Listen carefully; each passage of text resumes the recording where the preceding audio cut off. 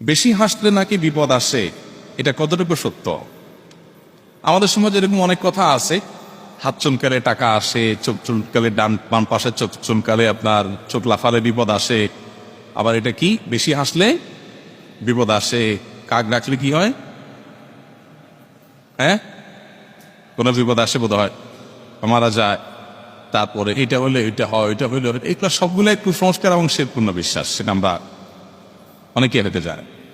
বাকি এই যে বেশি হাসলে বিপদ আসে কথা বলা হয়, আমি এর আগে বলছি বেশ কিছু এই জাতীয় কুসংস্কারাচ্ছন্ন কথা আছে, এগুলোর কিছু শানে নজুল আছে। শানে নজুল বুঝেন?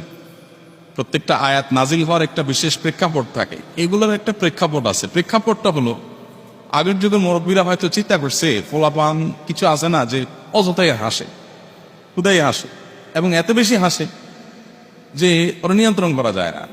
তো একটা হাদিস ধরে দিল আর কেউ, যাতে হাসিটা কমানো যায়, সৎ উদ্দেশ্যে একটা জাল হাদিস ধরাই দিল।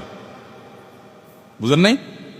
করার উদ্দেশ্যে গরু চুরি করলো আর কি, উদ্দেশ্য ভালো, যাতে ও হাসি কমে। কিন্তু ধরাই দিছি কি, এটা জানেন যে বেশি হাসলে বিপদ আসে।